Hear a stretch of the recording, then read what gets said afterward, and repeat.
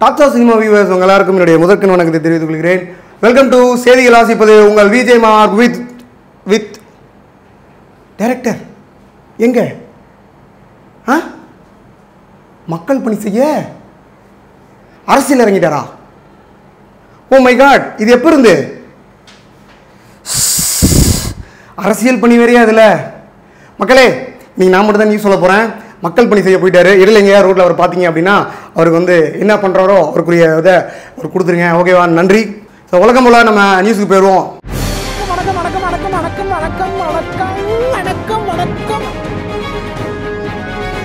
Tamil cinema துறையில் இன்னொரு சோகமான விஷயம் அப்படின்னு சொல்லலாம். தயாரிப்பாளர், நடிகர், அதை மீறி ஒரு அரசியல்வாதி அப்படின்னே சொல்லலாம். திரு ரித்திஷ் அவர்கள் வந்து ஹார்ட் அட்டாக்கால் மரணம் அடைச்சிட்டாரு. ஸோ எப்படி தான் பார்த்தாலும் இவ்வளோ தூரம் தயாரிச்சிருக்காரு, இவ்வளோ படங்கள் நடிச்சிருக்காரு. பட் இருந்தாலும் அரசியல் அப்படிங்கிறதுக்குள்ள போனோம் அப்படின்னா எவ்வளோ பெரிய சிரமம் அப்படிங்கிறது வந்து நம்மளுடைய ரகுவரன் சொல்லுவார் இல்லையா, அரசியலுங்கிறது சாதாரண விஷயம் இல்லை, இது ஒரு முற்பீடம். இது மேலே நீ வந்து என்ன பண்ணிப்பார், அப்போ தான் உனக்கு தெரியும் அப்படின்னு சொல்லுவார் இல்லையா. ஸோ அந்த மாதிரி அரசியல் என்ன எவ்வளோ ப்ரெஷர் அப்படிங்கிறது தெரியல. ஸோ தன்னுடைய குறைந்த வயதிலே வந்து இறந்துட்டார். ஸோ அவருக்கு எங்களுடைய ஆழ்ந்த இரங்கலை அவருடைய குடும்பத்துக்கும் நாங்கள் தெரிவிச்சுக்கிறோம். அடுத்த நியூஸ் என்ன அப்படின்னு பார்த்தீங்கன்னா, நார்மல் நம்ம படத்தில் பார்க்குற முகங்கள்லாம் அதே மாதிரி கேரக்டர்லாம் நம்மளோட லைஃப்லேயும் நம்ம வரலாம் இல்லையா. அதே மாதிரி இறைவி படத்தில் பார்த்தீங்கன்னா ஒரு கேரக்டர் இருக்கும். அந்த ப்ரொடியூசர் எஸ்.ஏ. சூர்யா வந்து சொல்லுவார், அவர் ப்ரொடியூசர் எப்படி கேரக்டர் என்ன அப்படிங்கிறத வந்து அது மாதிரி நம்ம காமிச்சிருப்பாங்க. அதே மாதிரி இப்போ என்ன அப்படின்னு பார்த்தீங்கன்னா, இப்போ ஒரு ஸ்டேஜில் ஒரு ப்ரொடியூசர் அவர்கள் வந்து கே ராஜன் அப்படிங்கிற வந்து என்ன சொல்லியிருக்காரு அப்படின்னா, ஆண்டா ஒரு செய்தி தான் முடிஞ்சு போச்சு, இறந்து புதைத்து விட்டார்கள் என்று நினைத்து கொண்டிருக்கும் பொழுது மீ2 திருப்பி வந்து அந்த இதை திருப்பி வெளியெடுக்கிறாங்க. என்ன சொல்கிறாரு அப்படின்னா, நம்முடைய சின்மயா அவர்கள் வந்து வைரமுத்துக்கு ஆப்போசிட்டாக ஒரு கேஸ் ஃபைல் பண்ண போகிறேன், அவங்களுக்கு எதிராக நிறையா குற்றங்கள் சொல்லிட்டே இருந்தாங்க இல்லையா. ஸோ அதை வந்து இப்போது திருப்பி அவர் தோண்டி எடுத்து எல்லாம் மறந்து எல்லாம் ஐபிஎல் அந்த லெவலுக்கு வந்துட்டாங்க. இப்போ எலெக்ஷனே வரப்போகுது. திருப்பி வந்து என்ன சொல்லியிருக்காரு அப்படின்னா, நீ வந்து வைரமுத்தோட பேரை சிதைச்ச, நான் ஒன்றை சிதைக்க ஆள் வச்சுருக்கேன் அப்படிங்கிற மாதிரி கண்டென்ட்டை கொடுத்துருக்கிறாரு. ஏன் அவர் வந்து இப்படி சொன்னார், இது எந்த மீன் பண்ணி சொன்னார் அப்படிங்கிறது தெரியல. ஆனால் சின்மயா அவர்கள் வந்து அதுக்கு திருப்பி ரிப்ளை கொடுத்துருக்காங்க, இதுக்கெல்லாம் பயப்படணுமா அப்படிங்கிற மாதிரி கேட்டிருக்காங்க. ஸோ திருப்பி இது எந்த விதத்தில் பூதாகம் வர போகுது அப்படிங்கிறது தெரியல. ஏன் இந்த மாதிரி இண்டஸ்ட்ரியில் இருக்கவங்களாம் வந்து தேவையில்லாத விஷயங்கள்லாம் அப்படி பேசி இப்படியே பண்ணிகிட்டு இருக்காங்க அப்படிங்கிறது தெரியல. இதுக்கு ஒரு எல்லை முடிவே கிடையாதா? அடுத்த நியூஸ் என்ன பார்த்தீங்கன்னா, நம்மளுடைய பிளாக் ஷீப் டீம் இருக்காங்க இல்லையா. ஸோ அவங்க வந்து தயாரிக்கிற ஒரு தயாரிக்கல அவங்க டைரக்ட் பண்ணுற ஒரு படம் என்ன அப்படின்னா, NNOR நெஞ்சம் உண்டு நேர்மை என்று ஓடு ராஜா. நம்மளுடைய சிவகார்த்திகேயன் அவர்கள் தான் வந்து இதை ப்ரொடியூஸ் பண்ணுறாரு. இதில் வந்து பார்த்தீங்கன்னா வழக்கம் போல் ரியோ அவர்கள், நம்மளுடைய RJ விக்னேஷ், அதை தாண்டி இன்னொரு பெரிய அரசியல் பிரமுகரும் வந்து இதில் நடிக்கிறாரு அப்படின்னு சொல்லலாம். யார் அப்படின்னு பார்த்தீங்கன்னா, நாஞ்சில் சம்பத் அவர்கள். முன்னாடியே வந்து LKGயில் இது பண்ணி RJ பாலாஜியோட கலாய்ச்சா அப்படின்னு பண்ணியிருப்பாரு. ஸோ இதுலேயே வந்து அவர் நடிக்கிறாரு. என்ன அப்படி பார்த்தீங்கன்னா, ஏன் இப்போ வந்து அரசியலில் இருந்தவங்க எல்லாருமே வந்து நடிக்க வராங்க அப்படின்னு யோசிச்சோம் அப்படின்னா, ஒருவேளை என்னையும் அடித்து நீ பெரிய ஆளாகிற அந்த மாதிரி யோசிச்சு ஒருவேளை அப்படி வராங்களோ அப்படின்னு வந்து நம்மளுக்கு திங்க் பண்ண தோணுது. ஆனால் இப்போலாம் பார்த்தீங்கன்னா இந்த படங்கள் எடுக்கிறது எல்லாமே வந்து அரசியல் ரீதியாக எல்லாம் ஓரளவு வராங்க. ஆனால் நம்மளுடைய பழைய படங்கள் எடுத்து பார்த்தோம் அப்படின்னா வந்து நம்ம விஜயகாந்த் அவர்கள்லாம் நடிச்சிருப்பார். அப்படி ஃபுல்லாக எதிர்த்து ஒரு பார்லிமெண்ட்டை எதிர்த்து, ஒரு இந்தியாவை எதிர்த்து அது மாதிரி நடிச்சிருப்பார் இல்லையா. ஸோ அந்த மாதிரி படங்கள்லாம் இப்போலாம் எடுக்கிறாங்களாம் அப்படின்னு யோசிச்சோம்னா கைவிட்டு கூட என்ன முடியல. ஒருவேளை அந்த மாதிரி படமெல்லாம் நம்ம பார்க்கணும் அப்படின்னா சுதந்திர தினமோ குடியரசு தினத்தன்னைக்கோ ராஜ் டிவி போட்டால் நம்ம பார்க்க முடியுமோ? தயவு செஞ்சு அந்த மாதிரி படங்கள்லாம் வந்து இங்கே இருக்க யங்ஸ்டர்ஸுக்கு எடுங்க. தொடர்ந்து இந்த நெஞ்சம் உண்டு நேர்மை உண்டு ஓடு ராஜா படம் வந்து வெற்றி அடையுமா அடையாதா அப்படிங்கிறத வந்து பொறுத்திருந்து பார்ப்போம். ஸோ அடுத்து என்ன நியூஸ் அப்படின்னு பார்த்தீங்கன்னா, நம்மளுடைய மலர் டீச்சர் அவர்கள் யார் அப்படின்னு பார்த்தீங்கன்னா சாய் பல்லவி இல்லையா. ஸோ அவங்க வந்து இப்போ ஒன்றும் சொல்லியிருக்காங்க. என்ன சொல்லியிருக்காங்க அப்படின்னா, நான் இனிமேல் அந்த மாதிரி அந்த அழகு சாதன பொருட்கள்லாம் விற்கிறாங்க இல்லையா, அந்த பிராண்டெல்லாம் பண்ணுறாங்களே, அந்த மாதிரி விளம்பரத்தெல்லாம் நான் நடிக்க மாட்டேன் அப்படின்னு சொல்லியிருக்காங்க. ஏன் அப்படின்னு கேட்டதுக்கு என்ன சொல்லியிருக்காங்க அப்படின்னா, தயவு செஞ்சு யாருமே இனிமேல் வந்து மேக்கப் போட்டு நடிக்காதீங்க. மேக்கப் தான் உங்களை அழகாக காட்டும் அப்படின்னு ஒரு விஷயம் இல்லை. உங்களுடைய மேல் நம்பிக்கை வைங்க நீங்கள், அப்போ தான் அது வந்து நல்லாயிருக்கும் அப்படிங்கிற மாதிரியான கருத்து சொல்லியிருக்காங்க. அது இல்லாமல் நம்மளும் நோட் பண்ணி பார்த்தா வச்சுங்களேன், அவங்க வந்த எல்லா படங்கள்லையுமே பார்த்தீங்க அப்படின்னா கண்டிப்பாக மேக்கப்பை போட்டிருக்க மாட்டாங்க. டீச்சராக எது பார்த்தா நம்ம கூட இந்த டீச்சர் மாதிரி இருப்பாங்க, ஒரு பொண்ணாக இருந்தால் நம்ம கூட இருக்கிற பொண்ணு மாதிரியே இருப்பாங்க.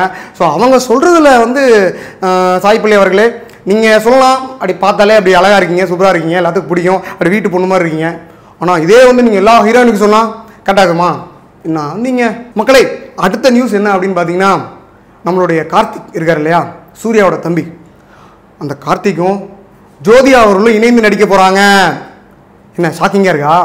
இப்படி தான் எனக்கு ஷாக்காச்சு ஃபஸ்ட்டு படிக்கும்போது. இல்லைனா கார்த்தியும் ஜோதிகாவும் எப்பட்றா அப்படிங்கிற மாதிரி யோசித்தேன். உள்ளே போய் படித்தா என்ன சொல்கிறாங்க அப்படின்னா, அவங்க 2 பேரும் அந்த படத்தில் எப்படி நடிக்க போகிறாங்க அப்படின்னு பார்த்தீங்கன்னா, சகோதரர்களாக நடிக்க போகிறாங்களாம். ஒன்று அக்கா தம்பியாவோ இல்லை அண்ணன் தங்கச்சியாவோ. ஸோ அந்த மாதிரி தான் இருக்கலாம். ஆல்ரெடி இந்த படத்தோட ஷூட்டில் ஆல்ரெடி அவங்க ஜூனியர் ஆர்டிஸ்ட்டை வச்சு ஆரம்பிச்சிட்டாங்க. படமாக போயிட்டுருக்கு. கூடிய விரைவில் அவங்க 2 பேரும் சேர்ந்து இணைந்து நடிக்க போகிற அந்த காட்சியெல்லாம் படம் எடுக்க போகிறாங்க. ஸோ அதனால் கூடிய விரைவில் அவங்க 2 பேரும் காம்போவும் நம்ம வந்து பார்க்க போகிறோம் சீக்கிரம். என்னடா பொழுது விடிஞ்சிருச்சே, இன்னும் ஒன்றும் நடக்கலையேன்னு பார்த்தேன். நடத்திட்டாங்க அப்படிங்கிற அந்த டைலாக் ஏற்ற மாதிரி நம்மளுடைய விஜய் 63க்கு அடுத்த பிரச்சனை வந்துருச்சு. என்னடா எப்போ படம் வரும்போதோ இல்லை படத்துக்கு முன்னாடியோ என்னோட கதை அப்படின்னு நிறைய பேர் வருவாங்க இல்லையா. ஸோ அது மாதிரி இந்த கதைக்கு ஒருத்தர் வந்துட்டார். என்ன சொல்லியிருக்காரு அப்படின்னு பார்த்தீங்கன்னா, ஆல்ரெடி அவர் வந்து சில ஷார்ட் ஃபிலிம்ஸ்லாம் எடுத்துருக்கிறாரு. ஸோ அவர் பேர் வந்து சிவா அப்படிங்கிற ஒருத்தர். அவர் வந்து இந்த மாதிரி கதையை பேஸ் பண்ணி தான் அவரோட ஷார்ட் ஃபிலிம் எடுத்துருக்கிறாரு. இது என்னோட கதை அப்படின்னு சொல்லி தமிழ் எழுத்தாளர் சங்கத்துலேயும் போயிட்டு அதே மாதிரி நீதிமன்றத்துக்கும் போய் அவர் போய் கேஸ் போடுற மாதிரி இருக்காராம். ஸோ இதுவும் அரச புரசில் வந்திருக்குது. இது எந்த அளவுக்கு உண்மை அப்படிங்கிறது வந்து தெரியல. எனிவா எப்படி இருந்தாலும் அந்த பிரச்சனைகள் வந்து அதை அப்படி ரிலீஸ் செய்யப்படும் போது தான் படம் வந்து பயங்கர ஹிட் ஆகிட்டு இருக்கு. இதுவே வந்து ஒரு விஜய்க்கு ஒரு அட்வான்டேஜாக கூட இருக்கலாம். ஸோ பாப்பா கூடிய விரைவில் இது யாரோட படம், அட்லி படமா இல்லை சிவா படமா, ஆனால் கடைசியாக வரும்போது விஜய் படமாக தான் வரப்போதே. ஸோ விஜய்னு சொன்னோன்னே வந்து நிறைய விஷயங்களில் பிரச்சனைகள்லாம் நிறைய பக்கம் வந்துகிட்டே இருக்கு இல்லையா. ஸோ ஒரு விஷயம் நல்ல விஷயம் நடந்திருக்கு. என்ன அப்படின்னு பார்த்தீங்கன்னா, நம்மளுடைய சர்க்கார் படத்தில் வந்து ஒரு விஷயத்தை அடித்து பக்காவாக நம்ம மனசுக்குள்ளே பதிகிற மாதிரி ஒன்று பேசியிருப்பார் இல்லையா. 49P அப்படிங்கிற ஒரு விஷயம். முன்னாடி 49O அப்படின்னு சொல்லிட்டு இருப்போம். பட் 49Pங்கிற விஷயம் யாருக்குமே தெரியாது. அந்த படம் வந்ததுக்கப்புறம் தான் வந்து எல்லா பக்கமும் பேச ஆரம்பித்தாங்க. பட் இப்போ அதை வந்து மக்கள் மத்தியில் கொண்டு போய் சேர்க்கணும் அப்படின்னு எலெக்ஷன் கமிஷனும் வந்து அவங்க பேஜில் வந்து ஒரு ட்விட் போட்டிருக்காங்க. என்ன அப்படின்னா, 49P அப்படிங்கிறதே ஃபஸ்ட் எடுத்து ஹேஷ்டேக் போட்டு, ஸோ இந்த மாதிரி விஷயங்களும் இதில் இருக்குது எலெக்ஷனில். ஸோ இதை நீங்கள் அவைல் பண்ணிக்கணும், இதை நீங்கள் இது பண்ணணும் அப்படின்னா நீங்கள் வந்து ஒரு சம்திங் படிவம் 17BO PO சொல்லியிருந்தாங்க. அதை நீங்கள் ஃபில்அப் பண்ணி அதை நீங்கள் ப்ரொசீட் பண்ணிங்கன்னா உங்களால் அதை இது பண்ணிக்க முடியும் அப்படிங்கிற மாதிரி சொல்லியிருக்காங்க. ஸோ உண்மையிலேயே இந்த எலெக்ஷன் கமிஷன் இப்போ பண்ணியிருந்தாலும் விஜயோட ரசிகர்களுக்கும் விஜய்க்கும் சர்க்காருக்கும் கிடைச்ச வெற்றி தானே அப்படிங்கிற மாதிரி தான் வந்து அவங்களோட ரசிகர்களும் கொண்டாடிட்டு இருக்காங்க. இப்போது பொதுவாக பார்த்தீங்கன்னாவே வந்து நம்மளுடைய நடிகர்கள் எல்லாத்தையுமே வந்து திரைத்துறையில் இருக்க எல்லாத்தையுமே வந்து கோவப்படுத்தி ஓய் வாடா அப்படின்னு சொல்லி ஒரு மாதிரி பண்ணி அவங்கள வந்து ஒரு மென்டல் லெவலில் டார்ச்சர் பண்ணி தான் வந்து அரசியலுக்கு எல்லாரும் இழுத்துட்டு இருக்காங்க இல்லையா. ஸோ அது மாதிரி நிறைய பேர் வந்து அரசியலுக்குள்ள வந்திருக்காங்க. ஸோ இப்போ இன்னொருத்தருக்கும் வந்து அது மாதிரி டார்ச்சர் கொடுத்துட்டு இருக்க மாதிரி அவரே வந்து ஒரு வீடியோ போட்டிருக்காரு. என்ன அப்படின்னு பார்த்தீங்கன்னா, நம்மளுடைய காஞ்சனா 3 இப்போ தான் வந்து இந்த ட்ரெய்லர் எல்லாம் விட்டார் இல்லையா பாட்டலாம். ஸோ அதோட நாயகன் லாரன்ஸ் அவர்கள் வந்து ஒரு வீடியோ போட்டிருக்காரு. என்ன அப்படின்னு பார்த்தீங்கன்னா, ஸோ என்னையுமோ என்னுடைய பிள்ளைகள் அவங்க நிறையா வந்து அந்த ஃபிசிக்கலி சேலஞ்ச் பீப்புளை வந்து அவர் எடுத்து தன்னுடைய பிள்ளையை வளர்த்திட்டு இருக்காரு. ஸோ அவங்கள பற்றி யாரோ ஒரு அரசியல் பிரமுகரோ அவங்களோட தொண்டர்களோ வந்து தப்பாக பேசிட்டாங்க. ஸோ இவர் வந்து அது தாங்க முடியாமல் வந்து தனியாக வந்து பேசியிருக்காரு. ஸோ யார் பேரையும் மென்ஷன் பண்ணாமல், ஸோ யார் எந்த அரசியல்வாதியாக இருந்தாலும் சரி, அவரோட எந்த தொண்டர்களாக இருந்தாலும் சரி, என்னையோ என்னுடைய பிள்ளைகளையோ வந்து தப்பான முறையிலையோ எந்த விதத்தையும் தகாத முறையில் பேசாதீங்க. ஸோ அப்படி பேசுனீங்க அப்படின்னா நான் வேறு மாதிரி இருப்பேன். ஸோ அதுவும் இல்லாமல் நான் பேசாமல் நடிச்சிட்டு இருக்கிறேன். ஸோ என்னையும் அரசியலுக்குள்ளே இழுத்துறாதீங்க அப்படின்னு சொல்லியிருக்கிறாரு. ஸோ தெரியல என்ன ஆக போகுது. கூடிய விரைவில் காஞ்சனா 3க்கு அப்புறம் இவர் எத்தனை எடுக்க வேண்டியது இருக்குது, 4, 5, 6, 7 நாங்கள் பார்க்க வேண்டியது இருக்கு இல்லையா. எத்தனை ஹீரோ இப்போ தான் 3 ஹீரோன்னு பக்கம் வந்திருக்காரு. இன்னும் 10 ஹீரோன்னு போனால் கரெக்டாக இருக்கும். தயவு செஞ்சு அரசியல் பிரமுகர்களே அவர் இழுக்காதீங்க, அவர் கூலாக விடுங்க. அவர் தான் நடிச்சுட்டு போட்டோம், ஒரு நடிகராக ஜாலியாக எங்களுக்கு என்டர்டைன்மெண்ட்டாக கொடுத்துட்டே போயிட்டு இருக்கட்டும். ஸோ இன்னொருத்தர் நம்ம வந்து நம்மளுடைய தமிழ் இண்டஸ்ட்ரியில் சொல்லிட்டே இருந்தோம், என்னடா அவர் கூட இப்போ பாரு அத்தனை படத்தையும் பண்ணிகிட்டே இருக்காரு, இவர் வேறு யாருமே கிடையாது அப்படிங்கிற மாதிரி பேசியிருந்தோம். ஸோ யார் உங்களுக்கே தெரியும், நம்மளுடைய சிறுத்தை சிவா அவர்கள் இல்லையா. கடைசியாக ஒரு வெற்றி படம் பயங்கரமாக கொடுத்தாரு. ஸோ அடுத்து அவரோட இலக்கு என்ன அப்படின்னு பார்த்தீங்கன்னா, யார் கூட பண்ண போகிறாரு அப்படின்னு பார்த்தீங்கன்னா, நம்மளுடைய எஸ்கே சிவகார்த்திகேயனோட தான் பண்ண போகிறாரு அப்படிங்கிற மாதிரி அரசல் புரசலாக பேசிகிட்டு இருக்காங்க. ஸோ கூடிய விரைவில் அந்த காம்போவை நம்ம பார்க்கலாம் அப்படின்னு நம்ம வெயிட் பண்ணுவோம்.